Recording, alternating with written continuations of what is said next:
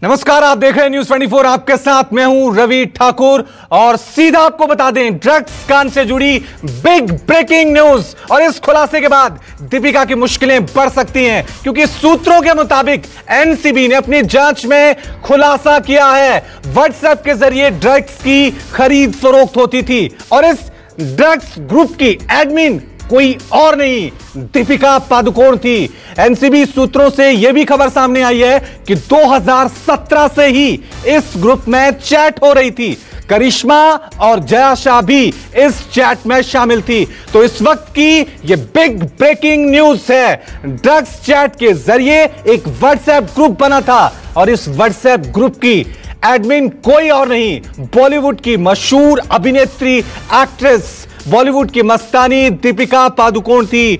और ये चैट जो चल रही थी वो ड्रग्स की सप्लाई के लिए चल रही थी, यानी ड्रग्स का आदान प्रदान, ड्रग्स की बातें इसी ग्रुप के जरिए होती थी। सीधा रुक करता हूं हमारे संवाददाता दीपक दुबे का, जिन्होंने ये बड़ा खुलासा किया है। दीपक, अपने आप में ये बड़ा खुलासा है। एक ग्रुप बना हुआ था जिसके जरिए वहां पर चैट की जा रही थी और ड्रग्स का आदान प्रदान किया जा रहा था। और एडमिन कौन? बॉलीवुड की मस्तानी दीपिका पादुकोण।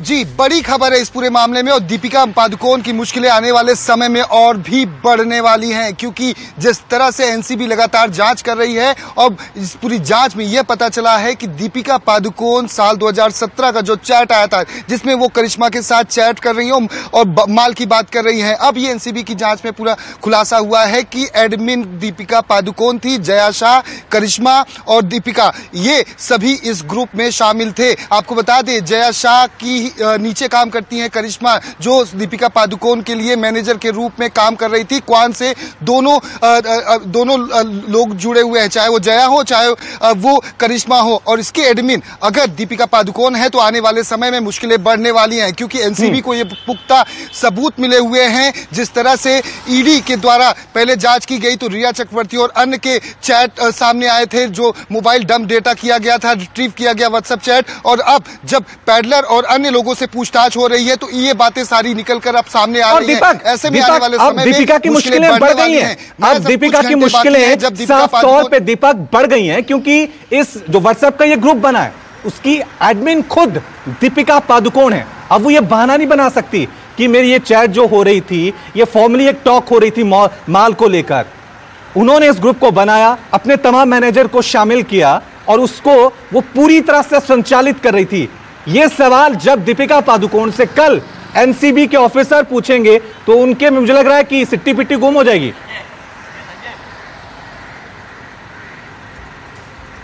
जी, जाहिर सी बात है, जिस तरह से एनसीबी के पास सबूत मिले हैं, क्योंकि लगातार मैं ये बताते आ रहा हूं कि एनसीबी ने किसी को ऐसे सम्मन नहीं भेजा है। पुख्ता सबूत मौजूद हैं तभी सम्मन भेजा गया है। महज किसी के बयान को आधार बनाकर भी एनसीबी ने इस पूरी कार्रवाई को अंजाम नहीं दिया है और ना ही इतनी बड़ी अभिनेत्री को इस तरह से तलब कर लिया है। उनके पास साक्ष्य सबूत मौजूद है, वो चैट्स मौजूद है, जिस तरह से लगातार माल और अन्य जो मादक पदार्थ है उसकी बात की जा रही है। ऐसे में आने वाले समय में, यानी कि कल, अब बहुत कम घंटे बचे हैं दीपिका के लिए। एक तरफ करिश्मा से इस वक्त पूछताछ लगातार की जा रही है और रकुल प्रीत से पूछताछ की जा चुकी है। रकुल प्रीत ने इस बात को कबूल कर लिया है कि रिया के साथ वो चैट कर रही थी।